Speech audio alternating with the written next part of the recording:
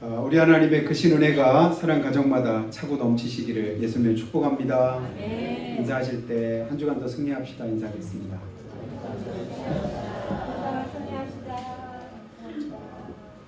지난 수요일부터 시작된 부활주일까지 올해 주 부활주일이 4월 20일이거든요. 그때까지 기간을 뭐라고 하냐면 사순절이라고 합니다.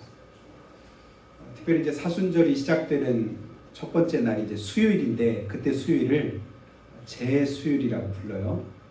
그때부터 시작해가지고 부활주일까지 40일 동안을 주일을 뺀 40일입니다. 그때를 이제 사순절이라고 합니다. 그래서 이제 예수님께서 공생애 시작할 때 광야에서 40일 동안 금식하셨죠. 그걸 이제 기념해서, 그러니까 예수님의 그 발자취를 다시 한번 묵상하고 생각하고, 그리고 그 기간 동안에 좀 더 경건하고 절제하는 그런 삶을 힘쓰는 기간이 사순절입니다. 그렇게 준비된 마음으로 고난주간도 지내고, 그리고 부활주를 맞아서 부활의 기쁨도 함께 누리게 되는데, 특별히 이번 주간부터 부활주일 될 때까지 다른 기간보다도 좀 더 마음이 하나님 앞에 경건하고 또 절제된 그런 마음으로 주의 은혜를 덧입게 되는 저 여러분 다 되시기를 예수님의 이름으로 축복합니다. 네. 여러분, 여기 불이 밝게 이렇게 빛나는데, 불을 빛나게 할 수도 있고 아주 어둡게 만들 수도 있습니다. 뭘로 할 수 있는지 아셔요? 어렵구나. 스위치를 끄면 한순간에 어두워져요. 근데 스위치 또 켜면 밝아져요.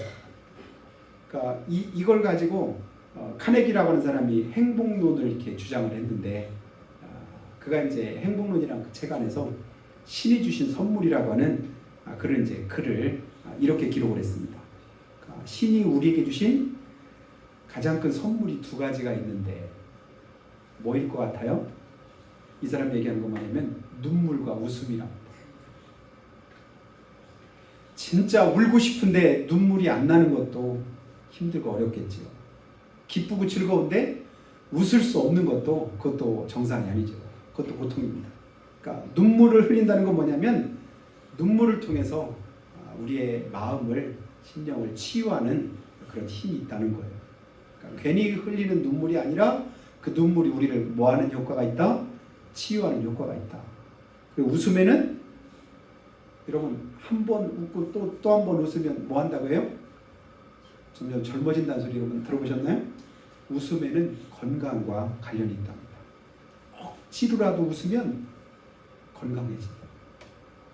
그래서 한 번 화내면 한 번 늙고, 한 번 웃으면 한 번 젊어지고, 뭐 이런 말이 있거든요. 그래서 웃기가 어려운 분은 거울 보고 그냥 웃음에 대해서 이렇게 강의하시는 분은 그날 억지로라도 막 웃어. 근데 그 사람 뭐 안 웃을 수가 없더라고. 안 웃긴데 웃으니까 그래서 웃기는 거예요. 웃길 때 웃어야 되는데 억지로 막 웃는 그 모습이 안쓰러워서 그냥 웃기더라고. 근데 또 자꾸 웃다 보면 그냥 웃겨요. 그래서 건강해진다고 하는데, 이분이 계속해서 이렇게 말해요. 기쁠 때 몸 안팎으로 드러나는 행동이 웃음입니다. 우리 마음속에는 특별한 스위치가 있는데, 그러면서 이제 스위치에 대해서 얘기를 하는 거예요. 오직 나만이 켤 수 있는 행복 스위치가 있답니다. 우리 안에 뭐가 있다? 행복 스위치. 여러분 안에 있는가 한번 찾아보시기 바래요. 근데 그 스위치는 누구만 켤 수 있다? 나만 켤 수 있다. 그러니까 행복은 내가 선택하는 거예요. 내가 그 스위치를 켜면 내가 뭐 하는 거예요? 행복해지는 거예요. 근데 그 스위치를 켜지 않으면 어떡할까요? 행복할 수가 없지요. 그러면서 계속 이렇게 설명을 해요. 행복은 누리고 불행은 버리는 것입니다. 소망은 쫓는 것이고 원망은 잊는 것입니다. 기쁨은 찾는 것이고 슬픔은 견디는 것입니다. 건강은 지키는 것이고 병만은 벗하는 것입니다. 사랑은 끓이는 것이고 미움은 사귀는 것입니다. 가족은 살피는 것이고 이웃은 어울리는 것입니다. 자유는 즐기는 것이고 속박은 날려버리는 것입니다. 기쁨은 바로 행복입니다. 그러면서 행복은 누가 만들어줄까요? 그러면서 이분은 나 자신입니다 라고 말하는데 사실은 절반만 맞는 거지요. 자, 우리는 내 스스로 사실은 아무것도 할 수 없습니다 라고 고백하는 사람은 예수 믿는 사람이죠. 그러니까 이분의 말은 자기 생각이니까 절대적인 건 아니에요. 근데 그분이 생각할 때 그렇다라고 할 때 어느 정도는 일리가 있는 것 같아요. 내가 행복하기로 작정하면 여러분 주님 더 의지하시기를 예수님 축복합니다. 내 힘으로 내 능력으로 안 되지만 그렇게 할 수 있는 힘을 누가 주셔요? 하나님이 주시면 그 스위치 켤 수 있거든요. 근데 내 힘으로 안 되더라고요. 잘해보고 싶고 진짜 꼭 그렇게 하고 싶고 그 일을 이루고 싶은데도 내 의지나 내 힘으로는 안 될 때가 많아요. 그때 우리가 의지하는 뭐예요? 나는 아무것도 아닙니다. 못합니다. 주님 힘 주시지 않으시면 숨 쉬는 거 하나도 손가락 하나 움직이는 것도 내 의지나 내 능력으로 안 됩니다. 그래서 우리에게 누가 필요합니까? 우리 주님 필요합니다. 그 주님만 바라보고 의지합니다 라고 할 때 하나님께서 그 스위치를 킬 수 있는 힘을 우리 가운데 주실 줄로 믿습니다. 주님 오늘도 우리에게 이렇게 말씀해요. 요한계시록 3장 20절에서 볼지어다 내가 문 밖에 서서 두드리노니 누구든지 내 음성을 듣고 문을 열면 내가 그에게로 들어가 그로 더불어 먹고 그는 나로 더불어 먹으리라. 그러면서 그 말씀을 이제 기준으로 그린 성화가 있는데 큰 문이 있고 밖에서 예수님이 서 계시는 그 모습이에요. 근데 그 문의 특징은 뭐냐면 손잡이가 어디 있어요? 밖에 없는 거예요. 어디서 열어야 돼? 안에서 열어줘야만 그 문을 열 수 있는 거예요. 주님이 근데 그 문 밖에서 우리를 위해서 뭐하고 계시대요? 두드리신대요. 뭐라고? 문 열라고. 그래서 그 문 열고 주님 우리 안에 모셔드리면 주님이 우리와 함께 하신답니다. 함께 먹고 함께 마시고 함께 웃고 함께 울고 그리고 우리에게 힘 주시는 그런 은혜를 주시겠다 약속하시는 거예요. 내가 문 밖에 서서 두드린다. 항상 하나님은 우리 주님은 우리에게 그 문을 두드리면서 우리 곁에 와 계시는 것을 여러분 믿으시기 바래요. 그런데 그 주님을 밖에 그냥 계속 세워두고 있으면 여전히 나는 외롭고 힘들고 낙심이 되고 눈물을 거둘 일이 없습니다. 근데 주님과 함께하면 주님 우리를 도우신다. 그래서 주님을 모시고 주님과 함께 동행하는 그 삶에 사실은 결국 행복이 있는 것이지요. 그 행복 스위치는 누구와 함께? 주님과 함께 켤 수 있는 것임을 믿으시기를 예수님 축복합니다. 우리가 부르는 찬송 가운데 주와 함께라면이라고 하는 찬송이 있습니다. 그래서 제일 맛있는 라면 그 이름은 주와 함께라면이다. 주와 함께라면 이런 이제 얘기도 우리가 하는데요. 주와 함께라면 그 찬송 혹시 아시는 분 계신가요? 그 다음 뭐예요? 가난해도 좋아. 이 찬송 자신 있게 부를 수 있는 분? 그 가사에 동의하시는 분? 주와 함께라면 가난해도 좋아. 어느 때는 이게 잘 이제 용납이 안 될 때가 있어요. 주님 기왕에 하는 거 부자 되게만 하신다고 하시지 넉넉하게 하신다고 왜 주와 함께라면 가난해도 좋아 이 찬송을 할까? 그러면서 참된 부유함이 내 마음에 가득하니까. 이유가 눈에 보이는 것이 아니라 주님과 함께하면 가난해도 진짜 참된 부유함을 주님 안에서 누릴 수 있기에 그게 문제가 안 된다. 이게 이 믿음의 고백이지요. 그리고 또 뭐라고요? 때로는 날 유혹하려고 세상 바람 휘몰아쳐와도 나는 결코 잊을 수 없어 자비로운 주의 음성을. 그 다음에는 내 맘 아시는 주 항상 함께 계셔 약한 내 영혼에 위로와 능력 주시네. 그 주님이 우리와 함께 하심을 다시 한번 기억하고 그 주님 의지할 수 있는 저 여러분이 될 수 있으면 좋겠습니다. 그래서 그 다음에 나오는 가사는 우리가 아는 대로 가난해도 병이 들어도 시련의 밤 어둡고 깊어도 결론은 이겁니다. 나는 결코 떠날 수 없어 아름다운 주의 나라를. 그러니까 환경은 수시로 바뀝니다. 역사도 계속해서 바뀝니다. 내가 옳다고 여기는 그 가치관도 어느 순간에는 달라질 수 있습니다. 그러나 변치 않는 것이 있습니다. 우리 주님이 변치 않으시고 또 주님 우리에게 주신 약속의 말씀이 변치 않는 줄로 믿습니다. 그래서 우리가 붙잡아야 될 게 뭐냐면 우리 주님만 끝까지 붙잡고 있으면 항상 그 자리에서 자기의 항상성을 유지를 할 수가 있어요. 근데 세상 풍조 따르고 세태를 따르고 세상 방식 따르고 세상 가치관을 쫓다 보면 어느 순간에 나도 모르게 엉뚱한 곳에 가 있는 것도 우리는 보게 됩니다. 우리가 이 세상을 살아갈 때 믿음 생활하는 것이 점점 어려워지고 힘들어지고 녹록지 않은 그런 모습들도 많이 있습니다. 그렇기 때문에 저는 거꾸로 우리가 하고 있는 신앙생활이 예전보다 더욱더 가치가 있고 소중하다고 믿습니다. 힘드니까 어려우니까 더더욱 가치 있고 소중하게 우리 하나님은 그 믿음을 기뻐 받으시는 줄 믿습니다. 그래서 우리는 끝까지 이 믿음에서 완주하되 디모데후서 4장 7절을 전 좋아하는데요. 내가 선한 싸움을 싸우고 나의 달려갈 길을 마치고 믿음을 지켰노라. 누구 고백이에요? 바울 사도의 고백이었는데 그가 세 가지로 이렇게 말하는 거예요. 내가 선한 싸움 싸웠다. 이건 뭐예요? 선한 것을 위해서 끝까지 싸웠다. 악한 것, 죄악된 것, 불의한 것을 그냥 용납하지 않고 하나님 말씀 앞에 서기를 힘썼다.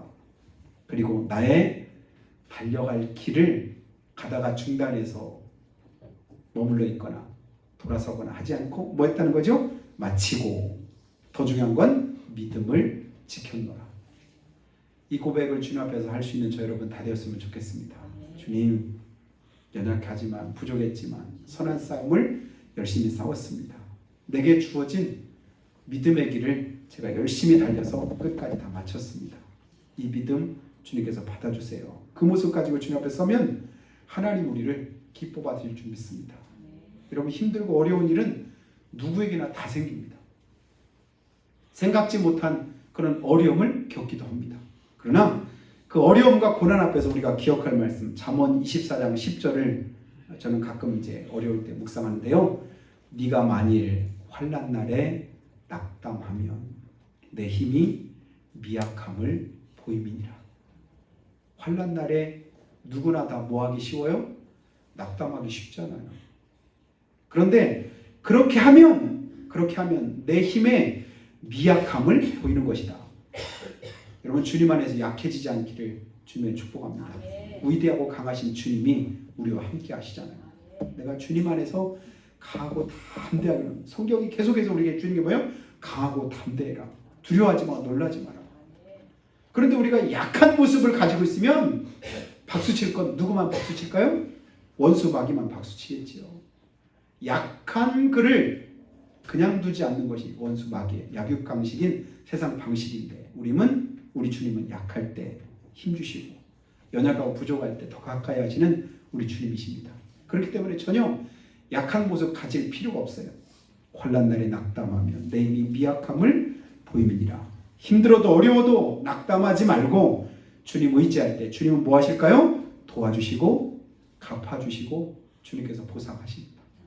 충분히 주님 의지하는 만큼, 주님께 기대는 만큼 하나님께 더 큰 은혜로 우리 가운데 채우시는 걸 봅니다. 온상에서는 큰 나무가 자라질 않는다고 해요. 그리고 어항에서는 고래가 놀지 않는답니다. 비가 내리지 않으면 뭐를 볼 수 없냐면 무지개를 볼 수가 없습니다.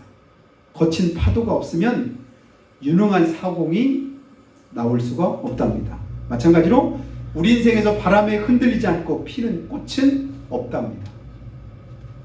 고난이 있고 어려움이 있고 풍랑이 있고 어떤 힘든 과정들을 통해서 결국은 거목도 생기고 역사의 인물도 나고 또 여러 가지로 더 아름다운 그런 꽃도 피어지는 것을 우리가 보는데요. 이스라엘의 역사를 하나님께서 그렇게 이끄셨고 인도하셨는데 이스라엘 국기에는 뭐가 그려져 있는지 여러분 아시나요? 국기 안에 별이 그려져 있는데 그 별을 무슨 별이라고 하냐면 다윗의 별이라고 합니다. 왜 그럴까요? 여러분 다윗 하면 명실공히 믿는 사람이라면 다윗처럼 믿음의 사람 되고 진짜 훌륭한 그런 왕이 되었으면 좋겠다. 존경하는 이스라엘에서 가장 존경받는 인물 가운데 대표적인 사람이 다윗이잖아요. 그러나 그 삶이 결코 사실은 거저된 것이 아니면 제가 여러 번 여러분에게 말씀드렸죠. 삶이 얼마나 힘들고 어려웠는지 가족들에게도 또 아는 친척 또 친지들에게도 지인들에게도 배신과 또 그들로 하여금 배반의 쓰라림을 겪고 안타까움을 수없이 많이 겪었던 그런 다윗이었습니다. 그럼 결국 그 모든 걸 뭘로 이겼을까요? 믿음으로 이겼죠. 그리고 나서는 그가 했던 고백이 뭐냐면 믿음으로 이기고 또 이겼는데 그런 과정 속에서 그에게도 연약함이 있었고 넘어지는 때가 있었다. 그래서 우리가 다윗 하면 다윗 같은 사람도 그런 연약함이 있었구나 라고 할 때 우리도 연약함이 있다는 사실을 인정하면서 다윗을 따라가지요. 완전 무결했다고 한다면 우리가 다윗을 우러러보기 어려웠을 겁니다. 그가 범죄하고 있을 때 했던 믿음의 고백이 있는데요. 시편 51편 1절과 3절에 이렇게 고백해요. 하나님이여 주의 인자를 따라 내게 은혜를 베푸시며 주의 많은 긍휼을 따라 내 죄악을 지워주소서. 나의 죄악을 말갛게 씻으시며 나의 죄를 깨끗이 제하소서. 무릇 나는 내 죄과를 아오니. 그 다음에 이렇게 말해요. 내 죄가 항상 내 앞에 있나이다. 나는 내 죄를 압니다. 뭐라래요? 내 죄가 항상 내 앞에 있습니다. 내가 죄인이라는 사실을 알고 내 앞에 죄가 있다는 사실을 알면 좀 더 조심하고 좀 더 그것에 유념을 할 수가 있는데 알지 못하면 아무렇게나 행하죠. 그리고 방자에 행하죠. 그래서 사람들이 망하게 되는 것을 성경은 뭐라고 해요? 사람들이 뭐가 없어서 망한대요? 지식이 없어서 망한다. 그 지식이 뭐라고 했죠? 여호와를 아는 지식이 없어서. 하나님을 모르니까 결국은 하는 일이 뭐예요? 망할 짓을 하는 거예요. 하나님을 알면 그 앞에서 두려움을 가지고 또 자기 자신의 또 부족함을 깨닫고 바른 길이 무엇인가를 다시 한번 생각하는데 하나님에 대한 인식이 없으니까 우리가 좀 전에 교동문 했던 것처럼 시편 14편을 뭐라고 해요? 어리석은 자는 그 마음에 이르기를 하나님이 없다 하는도다. 그리고 그 다음에 나오는 거면 그 행실과 소행이 다 악하고 죄악 가운데 빠지더라. 뭐가 없으니까? 하나님에 대한 믿음이 없으니까 자기 마음대로 행하는데 그 삶이 결국은 죄악된 삶이더라. 근데 그 사실을 깨닫고 보니까 여러분 시편 119편 펴셨죠? 67절 보면 이런 고백이 있습니다. 고난당하기 전에는 내가 그릇 행하였더니 이제는 주의 말씀을 지키나이다. 여러분 고난이 계속될 때 그 고난을 뛰어넘을 수 있는 비결을 여기서 찾을 수 있게 되길 바랍니다. 고난당하기 전엔 내가 그릇되게 행했는데 이제는 주의 말씀을 지킵니다. 그러니까 하나님의 말씀을 벗어나서 어떤 고난도 있고 어려움도 있을 수도 있지만 그러나 주님의 말씀을 내가 지켜 행함으로 어떤 고난이 있고 어려움이 있어도 우리는 이길 수 있는 힘을 누구로부터요? 하나님으로부터 공급받을 수가 있는 것이죠. 71절도 보면 고난당한 것이 그러므로 내게는 결국 뭐하다고 고백하냐면 유익이라. 이로 말미암아 내가 주의 율례들을 배우게 되었도다 라고 고백합니다. 여러분 고난이 저 여러분이 유익될 수 있는 은혜 그 비결 뭘까요?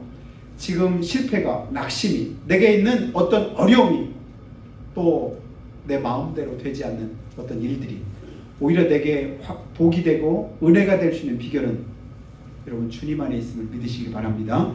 주님 말씀 붙잡고 주님 은혜 가운데 거하면 결국은 뭐가 되더라? 유익이 되더라. 내가 은혜게 되더라. 하나님의 축복이 되더라. 왜냐하면 갚으시는 주님이 나와 함께 하시기 때문이죠. 그리고 나서 이제 그 경험들을 가지고 그 고백을 하면서 105절도 한번 봅니다. 주의 말씀은 내 발의 등이요 내 길의 빛이니이다. 주의 말씀이 내 발의 등이 되고 내 길의 빛이십니다. 그리고 나서는 이제 오늘 본문으로 돌아오는 겁니다. 173절. 그러니까 주보도 조그만데 거기다 막 글씨가 숫자가 굉장히 크죠.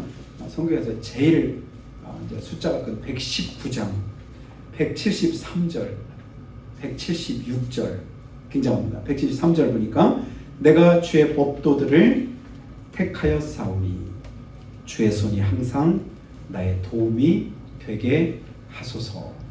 여러분 오늘 이 말씀이 이번 한 주간 저 여러분의 기도의 제목이 되었으면 좋겠습니다. 내가 주의 법도들을 택하여 싸우니 주의 손이 항상 나의 도움이 되게 하소서. 저는 이걸 전에도 무슨 기도라고 했냐면 명분이 있는 기도라고 말씀드린 적이 있습니다. 하나님 앞에 마땅하게 내가 구할 수 있는 명분이 뭘까? 하나님 제 기도 들어주셔야 돼요. 또 응답하셔야 돼요. 안 하시면 안 돼요? 그렇게 자신 있게 하나님께 요구하시는 건 뭐냐면 내가 주님 말씀, 주의 법을 택하는 겁니다. 하나님이 말씀하신 걸 내가 택했습니다. 그러면 이제는 그 다음에는 하나님 편에서 하나님이 하실 차례잖아요. 뭐 할 차례일까요? 주의 손이 항상 나의 도움이 되시옵소서. 내가 응답하시고 나를 붙들어 주시옵소서.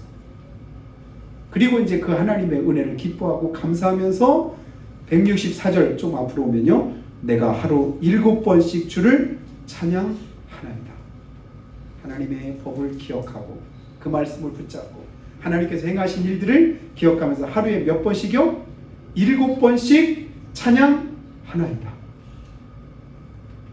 7번이 좀 어려우면 여러분 식사 때라도 안 잊어버리게 식사 기도는 다 하시니까 3번씩이라도 주님을 찬양해 보시기 바랍니다.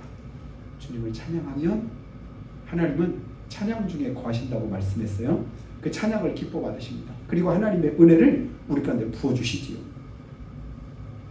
세상 그 누구도 하나님 앞에서 온전한 사람은 없습니다. 모두가 다 부족함이 있고 허물이 있고 죄인들입니다. 그럼 우리를 그럼에도 하나님은 사랑하셔서 로마서 5장 8절에 뭐라겠죠? 우리가 아직 죄인 되었을 때 그리스도께서 우리의 죽으심으로 하나님께서 우리에게 대한 자기 사랑을 확증하셨느니라. 그 바로 순환절의 의미예요. 우리가 아직 죄인 되었을 때 이 말씀에 주목하신 거예요. 내가 착하게 선하게 하나님 말씀 앞에 의롭게 서 있을 때가 아니라 죄인 되었을 때 나를 대신해서 십자가를 지신 분이 우리 예수님이십니다. 그러니 그 사랑에 이의를 제기할 사람이 아무도 없는 거예요. 그것으로 우리의 사랑을 하나님의 사랑을 확증해 주셨습니다. 그리고 에베소 2장에서는 허물과 죄로 죽었던 너희를 살리셨도다. 우리를 하나님이 살리셨는데 어느 때 살리셨다고요? 허물과 죄로 죽었던 너희를 주님이 살려주셨다.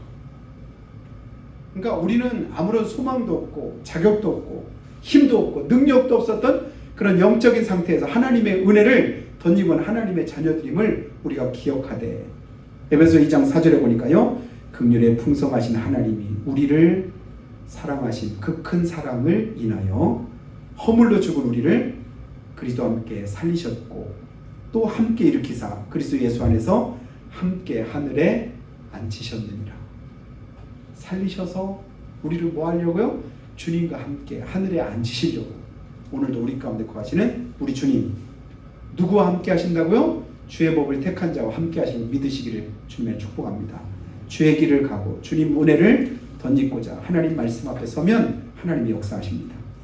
그래서 시편 119편 오늘 봤던 175절도 한번 보면요. 내 영혼을 살게 하소서 그리하시면 주를 찬송하리다. 주님 저 좀 살려주세요. 이 나라 좀 살려주세요.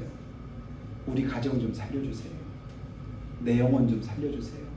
나 좀 도와주세요. 그때 주님이 내가 왜 그래야 될까라고 묻는다면 우리는 뭐라고 대답할까요?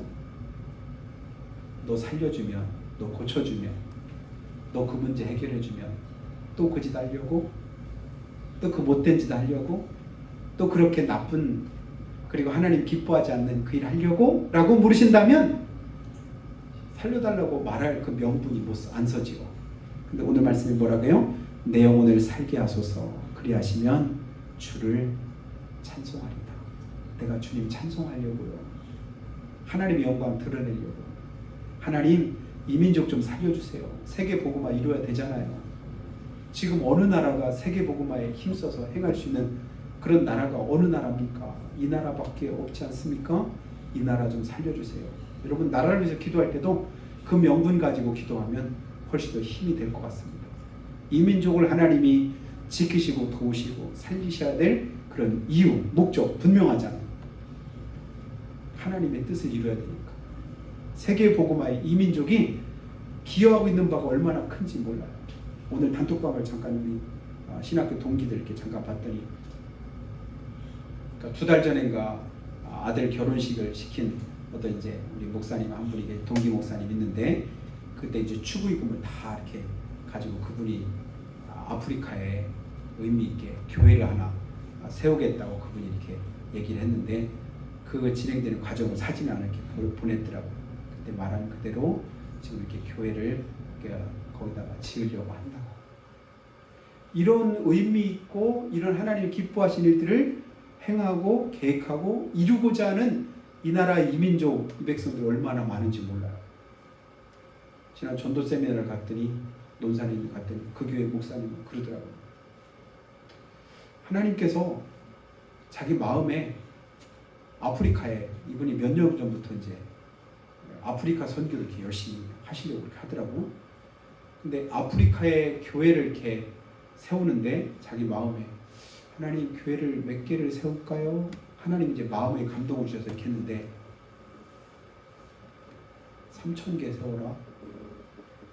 아이고, 노사님 3,000개 세워라 그러시더래요. 그래서 아이고 하나님 3,000개군요. 아니 서울에도 또 부산에도 큰 교회들이 얼마나 많건데 이 논산 이게 구성이 되니 교회에서 하나님 왜 저한테 그걸 이렇게 하라고 하셔요?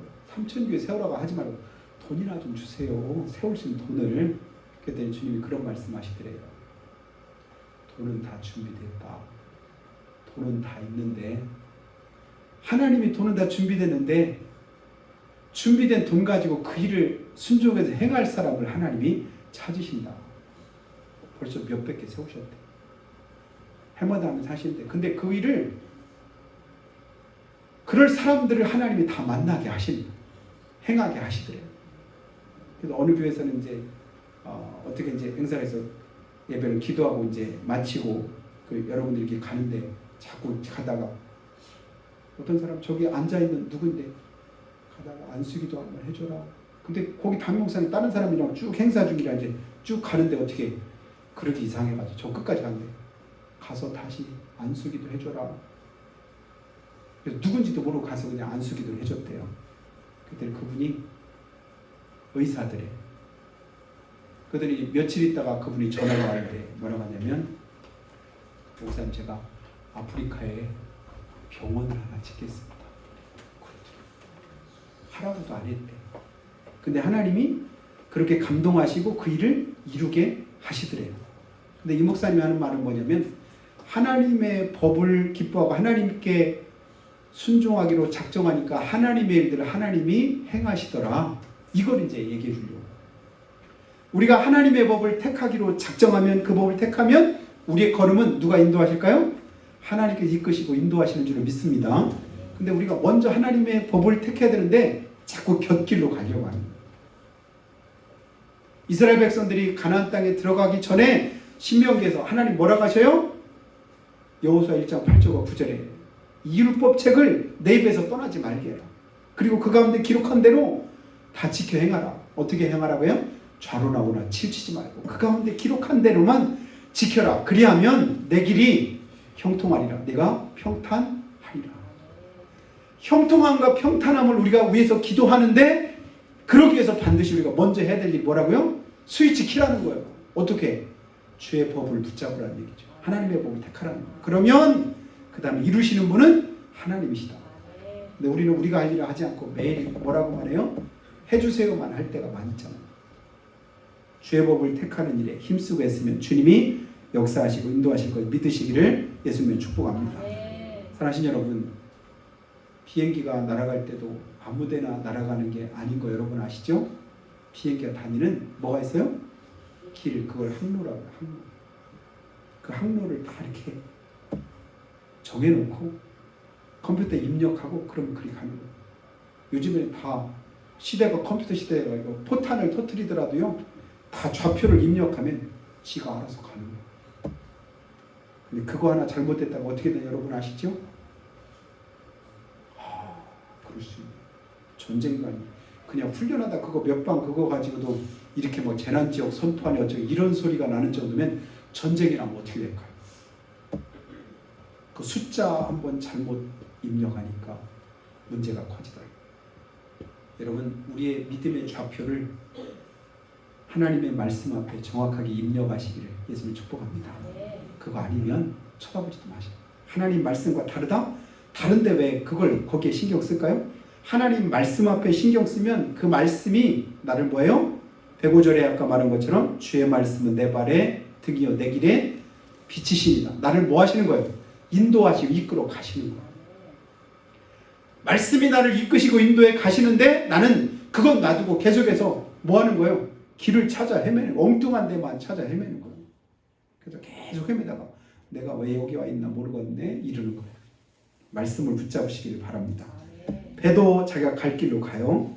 그리고 집에 있는 빛들에 왔다 갔다 하는 쥐들도요 사실 아무데나 왔다 갔다 하는 게 아니에요. 지가 다니는 길로 다닌대. 그러니까 쥐 잡는 거 크게 어렵지 않아요.